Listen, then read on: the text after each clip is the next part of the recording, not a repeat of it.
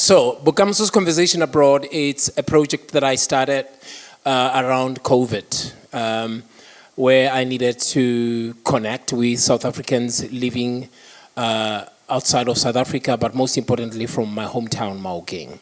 That's when I started having these conversations. But it takes its name from Bokamoso Art Center, which is another project that I started with Veronica and some of my friends in South Africa in 2016. It is a mentoring program for young artists. We are giving them a platform to have a space to rehearse, to do their exhibitions, to perform, and also to learn instruments. It's very important that this is a privilege I never had when I was young as a young artist growing up in my hometown. It was not having instruments or access to information. So I started that project, and that project is still going on, but because of COVID, we kind of stopped, and we are embarking on a huge project now of fundraising right here in Melbourne, Australia. All right, so the project also combines few things. It combines having to see if we can get Australians to my hometown in Maokeng to go and see what this fundraiser is all about. And there are parallels to this, which means Ndate Valanga Khoza is also running kind of similar project that he has been running for years, but the significance of this year, it's something that he's doing in South Africa, and we'll get to him in due course. Now, let me explain how I got to know Ndate Valanga Khoza. I was doing a show called The Lion King, and I was based in Sydney, and I saw a flyer on the wall that says Valanga Khoza vocal workshop, and it was on a Wednesday, I remember very clearly, and it was in the Blue Mountains, so I had to travel from Sydney to the Blue Mountains to see Ndate Valanga Khoza, and then go back straight to do a show that night. So I got there, and there he was with his wife Andy teaching, and I arrived late, and this workshop had already started. I participated in the workshop. I was at the back watching him, and then I had to go before he finished. So I went back into Sydney and continued my life, and I came back to Melbourne with the show, and then I got a job to write a score, the opening of the score of a movie called Elephant Tales. And the funny thing is, when I was talking to the person who gave me the job, he then said, Valanga couldn't do it. I don't know, he might be on tour or something like that. And I said, who's Valanga? He's like, Valanga Khoza. The man works very hard. You know, he sleeps in his car. He goes to teach to schools. He goes touring with schools. This man works very hard, and because of this, he couldn't do this. So that was the gig that I got to write for the score for this, which was Valanga was supposed to do. And that was another one. And a few times then I saw him through the socials somewhere and read about him a lot. And then came another project where I was called to stand in because someone couldn't do the Millennium Chorus with the board. And I got in to stand in for this brother. And then I hear, oh, Valanga was supposed to do it. And so that's why you're here. And it was a last minute, and I did it. But again, I was laughing because, oh my goodness, I kept on stepping on this man's heels as he just goes and I'm there. And it was just really funny. And I did the Millennium Chorus, which was such a good gig. I wonder why Valanga didn't do it. It was good. It was a good gig. Over 100 singers behind me with a huge band, and I had a wonderful time. It was like another good gig from Valanga. Eventually, at David Marama's launch, his CD launch, I remember Patrick Daniels introduced me to Valanga Khoza. That's when I met him for the first time. And we met a few times during the time of Mama Winnie's passing at the cathedral. We met there again.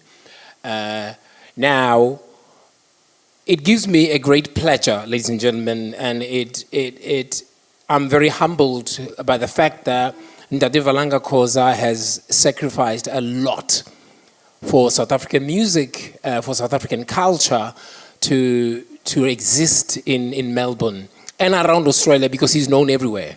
You go anywhere there are choirs, they know VALANGA. Ladies and gentlemen, VALANGA KHOZA.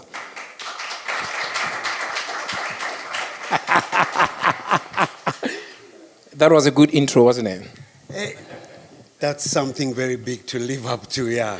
You can take out the microphone and just speak on it properly. Pardon? I think you can take it off. Take it out, yeah. I can hold with my hand. Yes, now I can hear you. Yeah, that's much better. And you can relax, Ndade KHOZA. Okay. This is a chilled moment for us. Okay. But this is the moment that I have been nervous about for a very long time, because you and I are brothers and friends, but for me to interview you, it's the hardest one, because I have to tell you to stop at some point, because once you start, you won't stop. Oh, okay, yeah. No, feel free to cut me. Cut me short. You don't like that? No, but this is your interview, my brother. So you can tell me what to do and what not to do. Whatever VALANGA wants, VALANGA gets. So don't be fooled by this humbleness that he is in. So, Ndade VALANGA KHOZA, tell us a brief. There we go. There I go. Tell us a brief story of your depart from South Africa into exile during the time of apartheid, because I think it's very important for us to know that small background that will take us up to today. So take us a brief journey of you till you got to Australia. It's a long story, but I'll see what I can do. Yeah, I will. Since I know, my assumption is that a lot of people know, the existence of apartheid in South Africa, yep, and that there were a lot of people who were resisting against the system. Suffice it to say that I was one of the resistors. I joined the struggle in South Africa during the times of people like Tsietsi Mashinini, Steve Biko, as well. But at the time, I was mainly with the students, and the only organization that I joined was the Black Consciousness Movement. In marches, in also active sabotage against the apartheid system. By active sabotage, it means making the system dysfunctional so that it couldn't function. If it's bureaucracies could not function, then it wouldn't function. Yep. And to get people to support us, that means we try and sabotage universities, try and sabotage schools as well, to make sure that we had people supporting us. To the point of me being arrested. I have jumped a long way when I come to, of course, to the point of me being arrested, finding myself at John Foster Square, which is now called Johannesburg Central. Oh, Bravi, as you call you could have just not joined politics. You could have just stayed at home and enjoyed yourself with your family. What was the burning desire to join the struggle? Like, what was it? And Sello, you're actually right when you say I could have just avoided everything. I mean, I had, coming from a village where we, of very little means. Yeah. Suddenly I was in a primary school. I had a job every school holiday in Johannesburg at a factory from the age of 9. I was promised a job in the factory, and I was earning money to pay my way through school, pay for my brothers and sisters, find myself at Teflop University, still working at a factory in Johannesburg, being hired by this Afrikaner woman called Mrs. Maritz. Wow, still remember her name. Yeah, so I could have just had a great life, but I could see the suffering that was there. The injustices. Yeah, the injustices that were there. I could see people dying. I could see the poverty, even though by now I could have. In fact, I would call myself somebody of means, because suddenly I could walk into a shop and buy the kind of shoes that I wanted, and out of money that I had earned, at the factory. But I found myself in the struggle because I had to, and I was seeing everything happening around me, and that's what forced me to join the struggle. In fact, it didn't force me. Yeah. I felt called to be part of the struggle. Otherwise, I felt like I couldn't be really myself. So how did they recruit you? Because I'll tell you how they tried to recruit me in the 80s. Yeah. So maybe, I don't know whether this story will be the same as yours. So as young people, we always loved standing at the shops, just idling, just standing at the shops, just with your friends. That's where you learn how to smoke. That's where you learn how to pick up girls. That's how you learn how to do other things.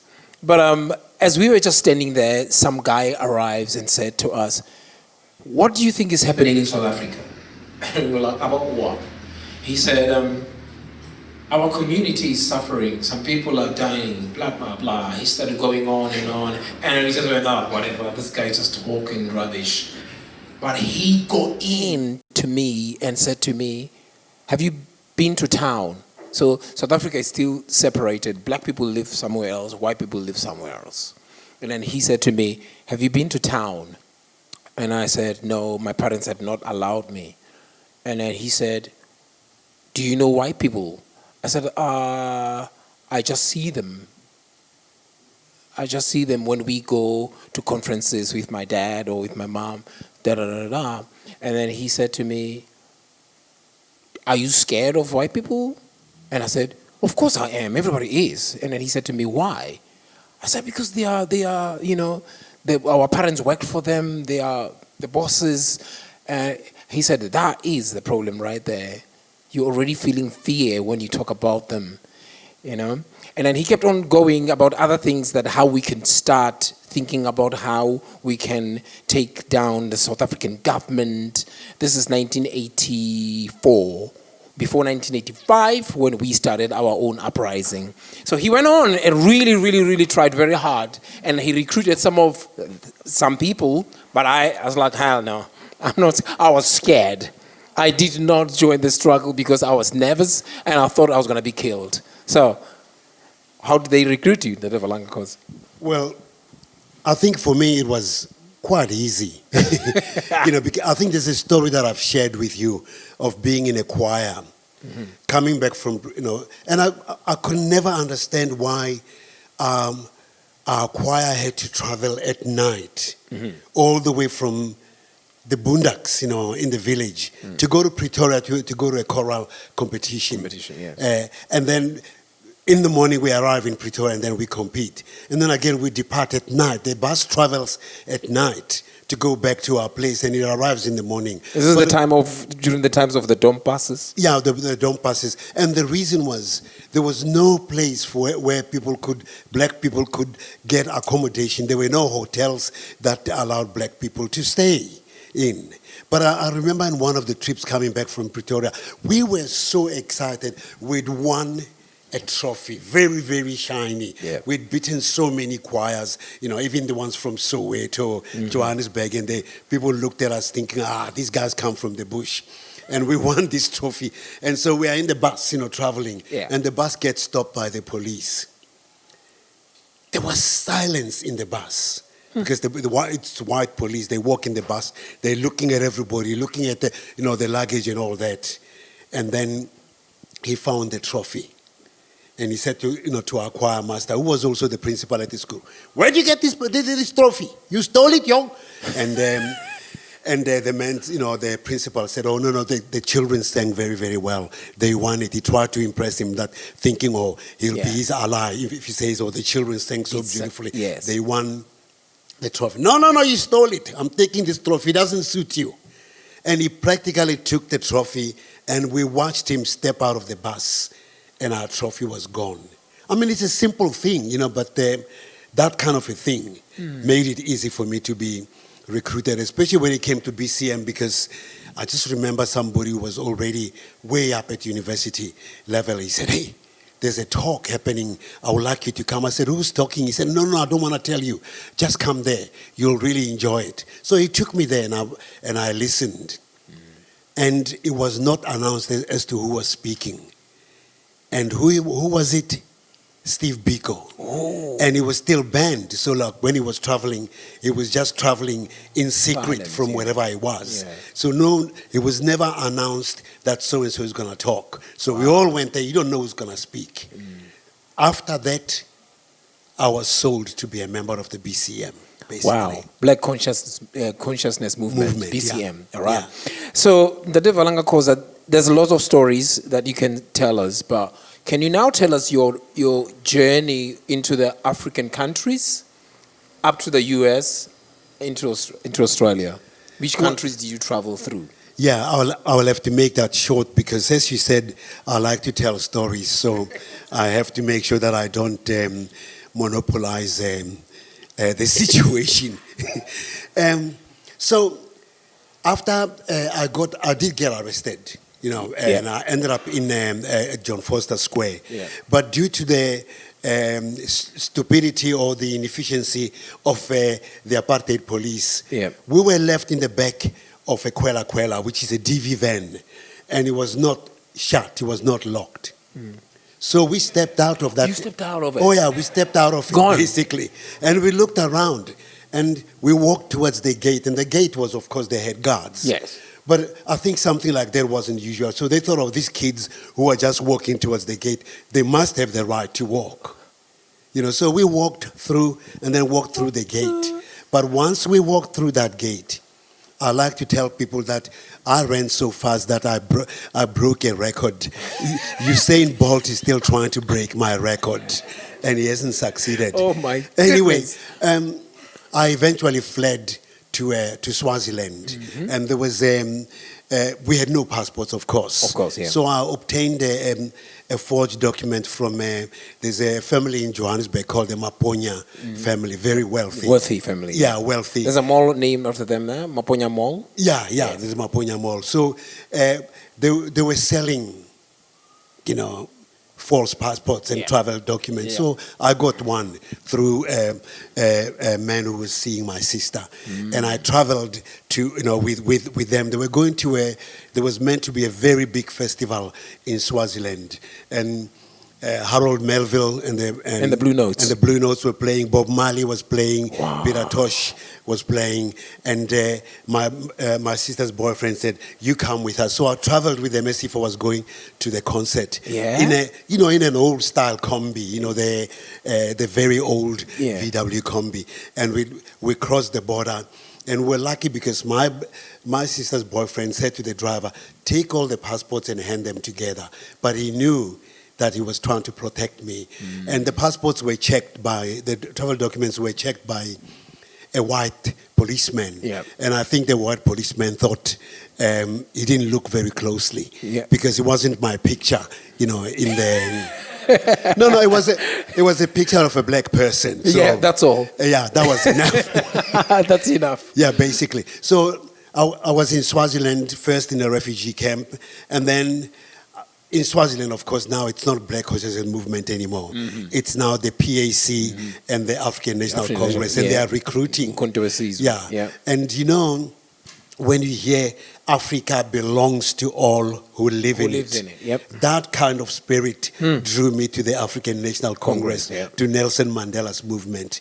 And I joined the ANC and started to be a recruiter, and also suddenly realized that I had to be trained as well. Trained in what? Fighting. I was scared of fighting. Now you have to carry guns. Yeah, basically. AK-47. But I was lucky because in carrying those AK-47s and the hand grenades, I was now a recruiter. I was now a conduit, for other trained people. Yeah. I would go into Mozambique, Tanzania, come back, sometimes Zambia, and then come back through the borders, establish a safe house in Swaziland,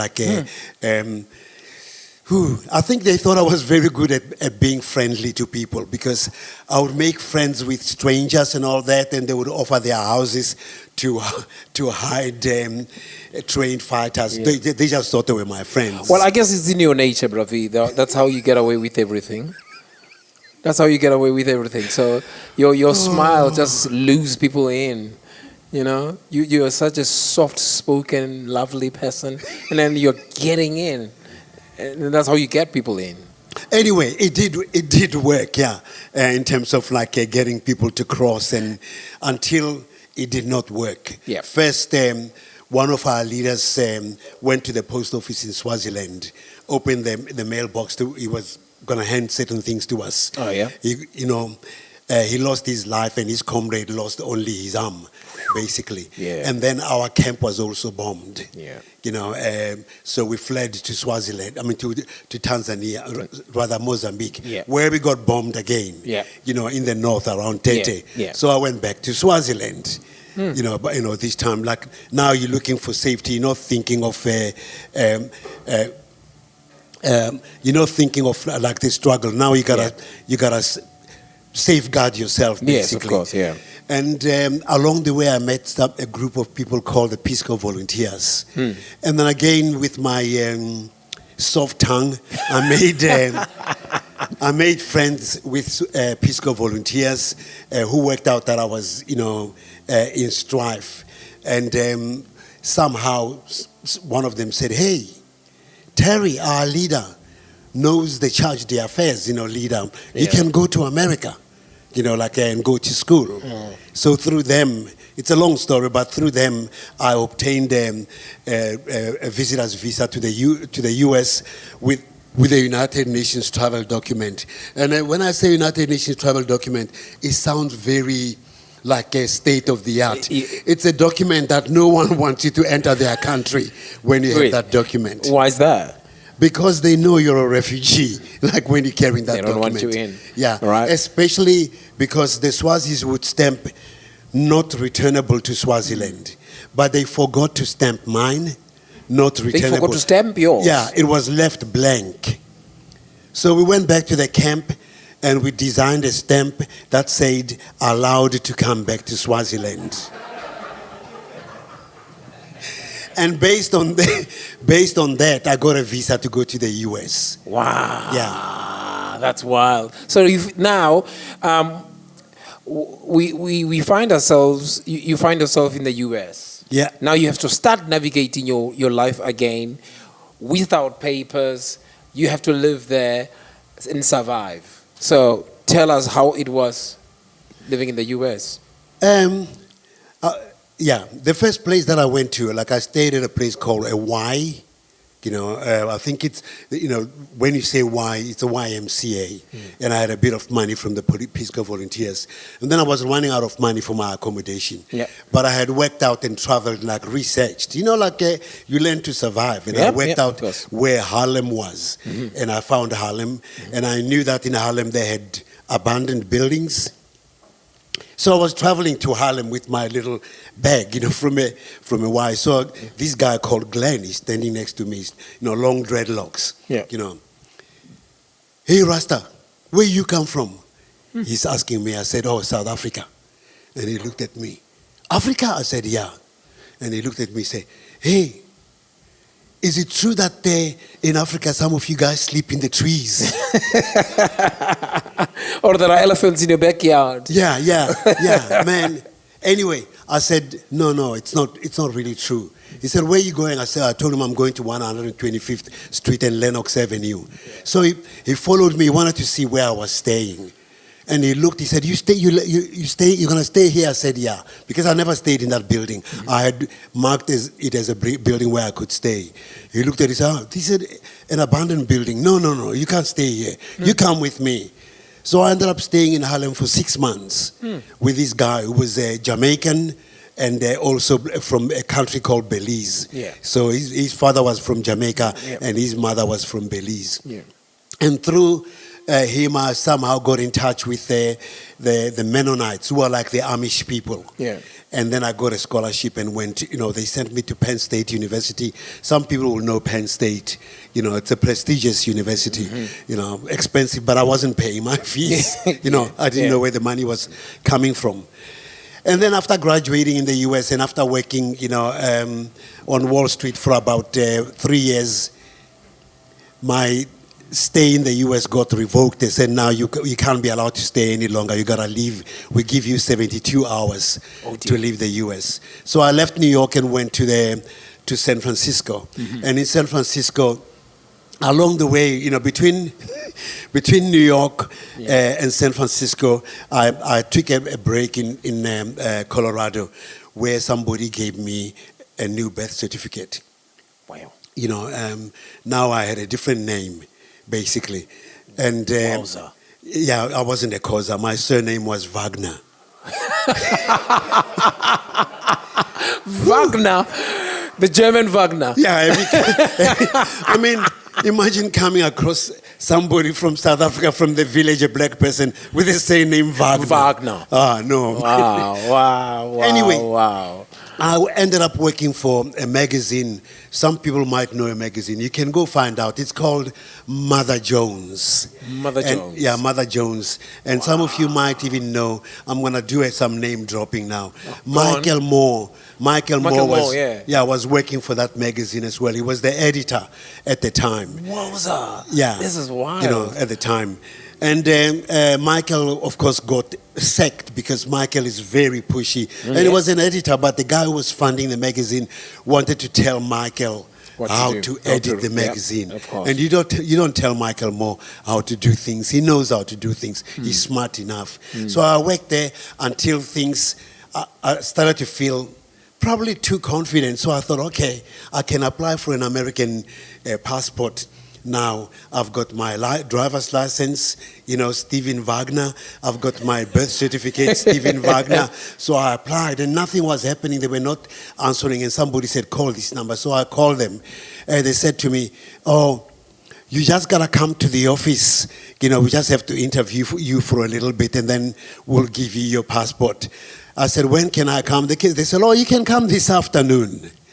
Do you think I was going to go to the office? No, I didn't. You know, I decided not to go because I thought, no, I'm not going to come back. Nah. You know, and then of course, where I was staying, there was a raid. There was a raid in the apartment. This is in San Francisco, in the Mission area, basically, which is much more Latin American.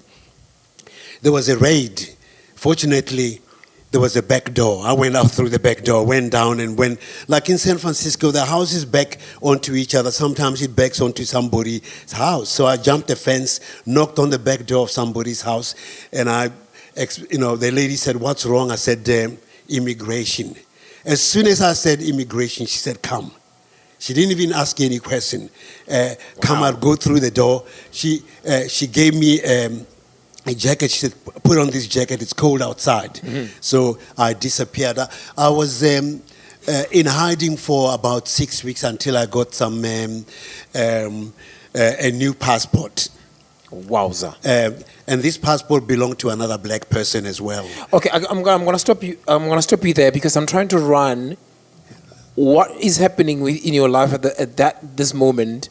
Run it with the music. Because I'm not hearing music at this point. What is happening with the music? Are you learning any instrument? Are you singing? Are you playing kalimba? What is going on? As I'm living in New York, you would see me playing kalimba in the streets. You would see me playing kalimba, doing some poetry here and there. The only gig that I can say that I can claim my claim to fame in terms of doing a gig in New York was some people might know this venue called CBGB.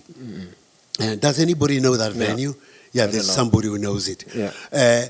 And I did a gig there with Don Cherry. You might know his name. Don Cherry. Yeah, with Don Cherry, with Allen Ginsberg as well when he was still alive, the poet, as well. I was playing kalimba. The kalimba just opened some doors for me because it wasn't a usual instrument. And as I was walking now, the ANC is now encouraging me to go and speak to trade unions as well. Yeah. And I'll be using the kalimba. I'll sometimes I'll go and speak to trade unions as well as some tough brothers as well, the Muslim brothers, in the US, Farrakhan's organization as well. Yes. Like when I went to speak to those people, they were so protective of me. You see people standing, they were like wearing suits, and I would think, why am I that important and all that? I was doing, like in San Francisco, I was also doing music and I was playing with a band called Zulu Spear. I don't know if you know. No, I don't know it. Yeah. Did you mix up with the likes of Jonas Gwangwa, Miriam Makeba, Huma Sikela and them? Miriam Makeba occasionally, Huma Sikila, occasionally, but they were touring a lot. Yes. They were touring a lot for the most part. I mean, the man that you admire a lot, the one who puts shows in South Africa, Barakimang. David Mashabela. No. Which one? Barakimang, the poet, Barakimang na. Oh, the one that I admire a lot. He's involved in auditioning people for shows. Oh, Dumagandlo. Yeah, Dumagandlo. Okay. That's who I would see for the most part, in New York. Playwright and a poet. Yeah, basically. So now let's get you to getting that passport, because I want you to push into getting to Australia. Yeah. So I get the passport. Yep. And after getting that passport, which belonged to someone, to use this passport, you got to get a visa with that passport to come to Australia. So me and my friend who owned that passport, we go to the Australian embassy in San Francisco to apply for the visa. Why Australia? Why do you want to come here? Because it was the easiest place that I could go to. Just had to think. Okay, go on. Yeah, basically, we had to go where it was easy. And some ANC people were saying, like, that's the next step. We can recommend that, basically. Okay, cool. Because otherwise I would have had to fly back to Southern Africa. I get you. Where was I going to land, basically. Yeah. So my friend, we apply for the passport and we use his photo and all that. And then we get the visa to come to Australia. And I arrive in Sydney with that passport. It's a picture of a black person. I'm still a black person as well. I don't think that changed, brother. No, that didn't change, And that's how I came to Australia. It's a long story, but after arriving here, I spent my first 6 months in Perth. In Perth. Yeah, in Perth for the most part. There is a beautiful story. I'm going to digress. And I would like you to tell everyone about the name Zinzi, which is your son. Yeah. There's a story that you told me. There's a very warming story, and I would like you to share it on how you got to name your son Zinzi. What happened? Was it in Swaziland? It was in Swaziland. We're going back a little bit. Yeah, the border of Mozambique. Tell us that story. And Swaziland. I was trained, but I'd never been in combat. Okay. And being trained in shooting guns and all that is so different from being in combat. You have especially an ambush. You have to be able to identify where the fire is coming from. And I just remember we were with this, with other cadres. There was an old man, called Number One. Old, gray hair, but strong, amazing. And then another comrade called Uzenzile, a lady. And as we were ambushed by South African commandos, and they're shooting at us, and I found myself, as they're saying, duck, and then let's run. I'm running towards where the fire is coming from. Basically, out of stupidity and out of not being, inexperienced, basically. And this woman, Zenzile, dragged me like she moved in front of me and dragged me and pushed me. She said, run that way. And then she said, run that way. Of course, she got shot and she lost her life.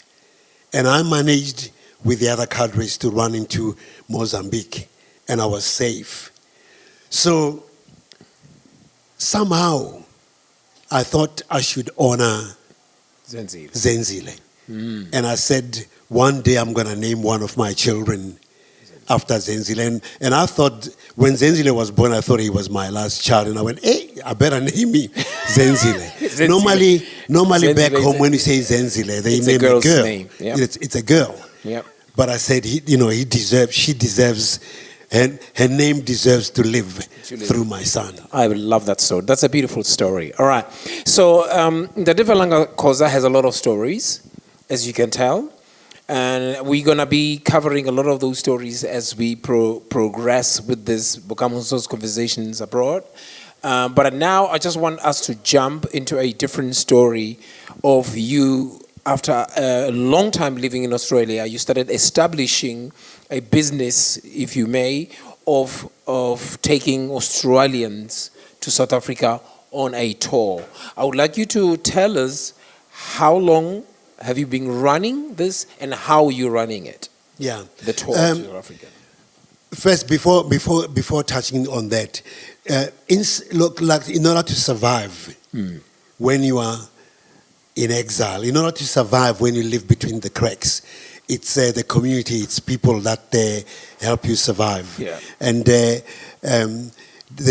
a lady there, her name is Judy. Okay. She's one of those people who played a role in my survival, basically. Oh.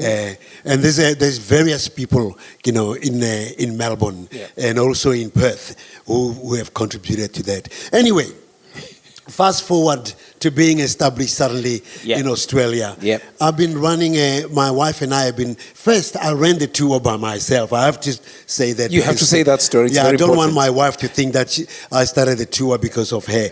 I personally myself, individually started running the tour for Australians to South Africa. But it was run, like a survival tour, basically. Knowing my organization, basically. Some people call it the tour of survival. And as we're traveling, imagine traveling from Joburg going to Limpopo. Yeah. As we're traveling along the way, I wouldn't even have a place, like there would be 12 people that I'm traveling with. I wouldn't even have a place that day for them for an accommodation. How do they trust you? They didn't know. I guess. And all right. there used to be this thing called the Lonely Planet. Yeah. And as we're traveling, I'm looking at the Lonely Planet and I'm bringing the next place. And most of those places are owned by Afrikaners. So I speak Afrikaans. And none of the Aussies speak Afrikaans. They don't know that I'm organizing an accommodation. They think, it's all set. But I'm organizing the next accommodation. So to be clear, these guys paid for this. Yeah. They trust you. They moved from Australia to go on tour with you. They have no idea that you're actually making it up as you go. Yeah, because that's more exciting still. Okay.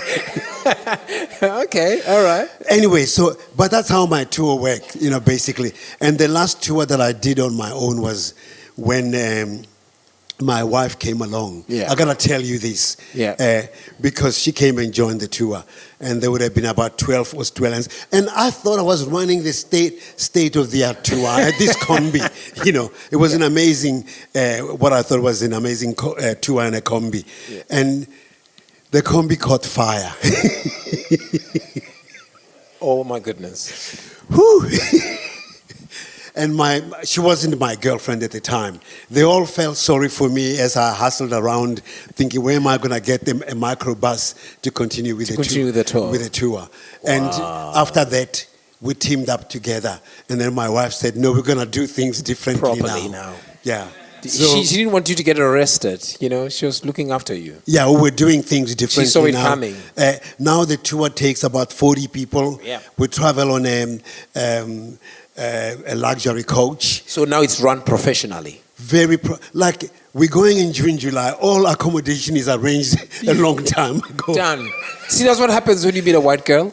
Yeah. Things get done properly. Yeah, somehow within the law. Yeah, but you know what? I kind of miss that style of not knowing what's happening, But I'm also happy with the way things are as well. Okay, now tell us the significance of this year's tour, because there's something that you're doing. You're building a library there. Yeah. Library. Yeah. Tell us. Last year we went to one of my old primary schools. Yeah. I've got good and bad memories of that school. I mean, the bad memories, the good memories that's where the principal and the choir came from. I mean, that's so good. That's beautiful. That we were singing so much, basically.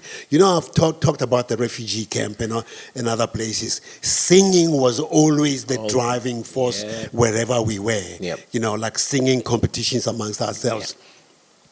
Anyway, the bad memories of that school was me not having a school uniform and being, being picked on and not having school fees not having enough as well. Yeah. But last year when we went to the school, I found that it's still in the same state, and I stupidly offered the school. I said in front of the whole school that when I go back to Australia this year, I'm going to raise money to build you a library.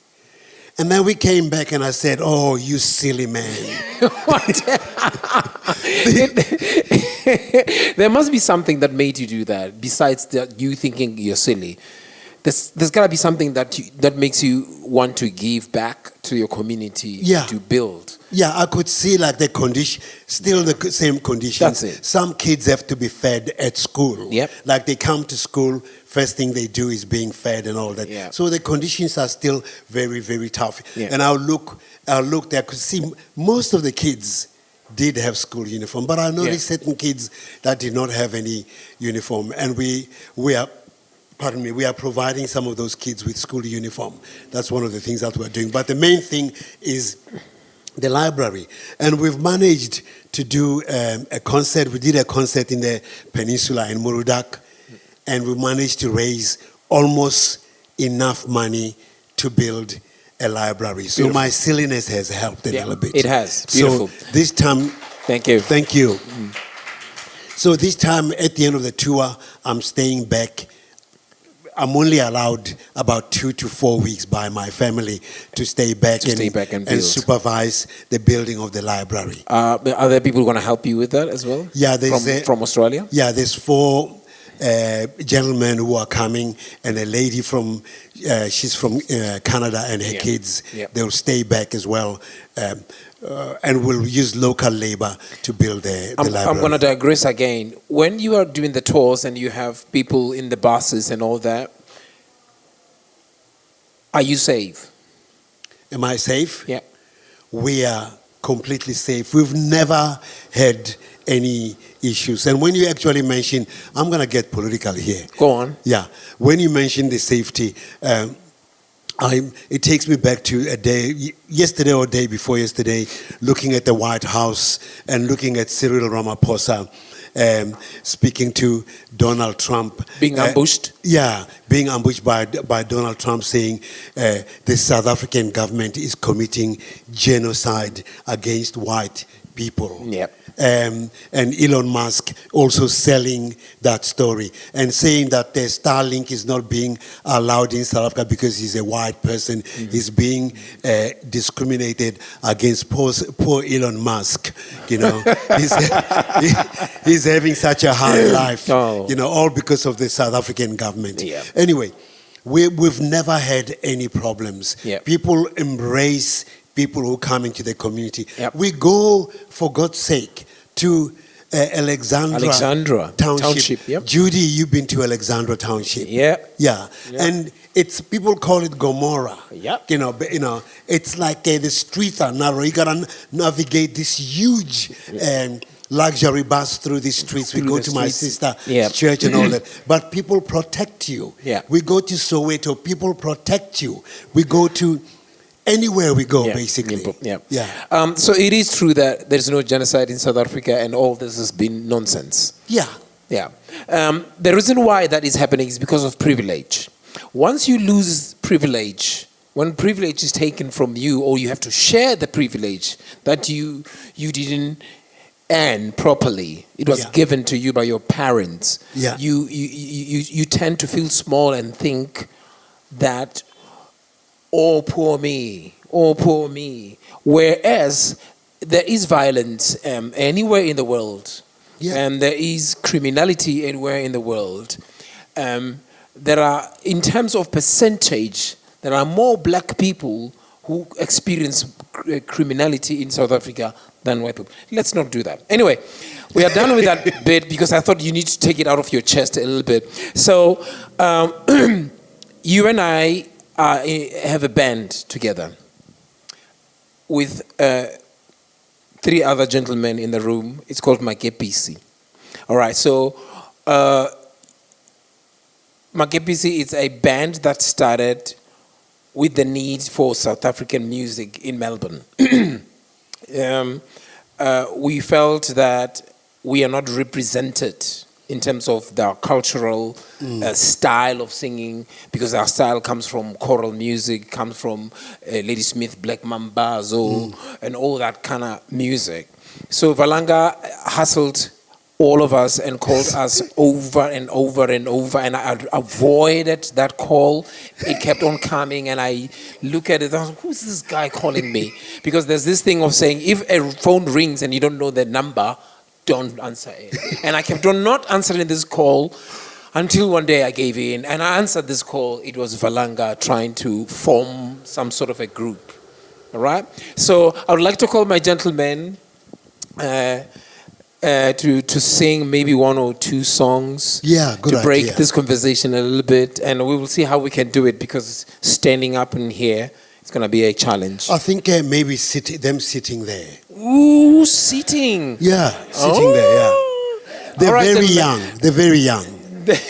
Gentlemen, can you come and join us, just for us to give us One can sit here. to break this a little bit into a bit of a song, maybe two songs, whatever you want. It's up to you guys.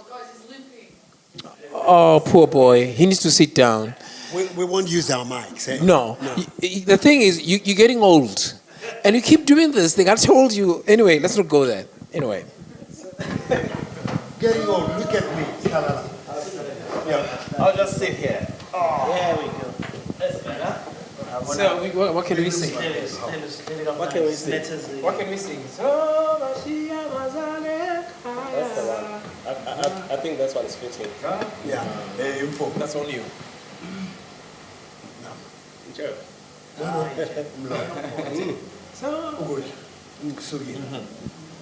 So bashiya bazalekaya Savuma sangena kwamanya mazwe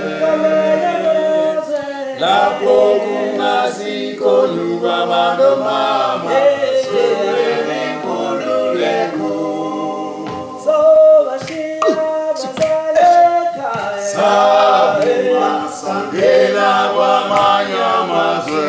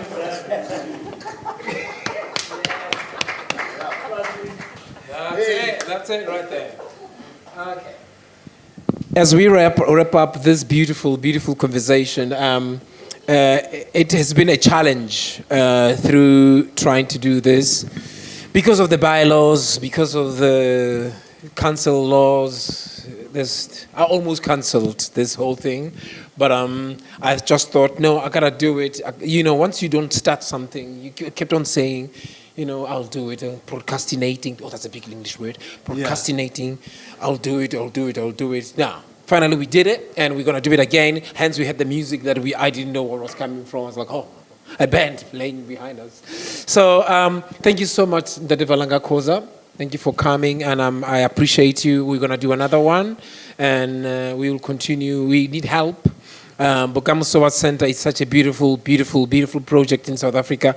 That's why I asked VALANGA about his tour in South Africa, because we do the same thing. We have the burning desire to have the privilege we have, and also share our privilege with our brothers and sisters in South Africa to continue building the South Africa we love, and most importantly is to stop complaining on the sidelines about what the government is not doing, but also what can we do on our own, on our part, to build the best we can and do the best we can in order to do this. Get in touch with Bokamoso Art Center on the socials. There is a lady called Isabel Zagbo. She handles Bokamoso Art Center's social media, which is I'm very proud of. And there are a lot of friends of mine here. There's Tim Hughes who always come and do the video for the fundraiser. I appreciate you, Tim. Thank you so much. My wife, Veronica Molefi, and my kids. Thank you so much. VALANGA, as always. Makepisi, Senzo, Mko, and Ntate Sfiso over there. Thank you, Ntate Mdluli. Thank you so much, guys. Thank you so much to anyone for coming. Where's James? James? Jimmy? Thank you so much. And while Sello thanking, everybody, really, I admire Sello in his tenacity, in his drive, and his commitment to a good image of Africa, a good image of South Africa, a good image of his community, but also his commitment to trying and uplift his community. Yeah. And those people that are here, please make sure that you pick up information and support Bokamoso. One of the things that make me feel like I'm doing it, it's a good thing to go to South Africa, is knowing that not only that library that we're building, every year we donate at least $5,000 to $10,000 from the tour to a place called Noah's Ark, which is a children's home. Yeah. And that's our, my business. That's what, in terms of the tour, we donate money to that organization, just so that we can do things ourselves. Just like Sello is saying, this thing of complaining. While you are complaining, what are you doing yourself? And I really admire Sello's tenacity, his drive, and Sello, thank you for having me. Thank you for coming. Yeah. Right. Thank you, everyone. Love it, love it, love it, love it, love it, love it.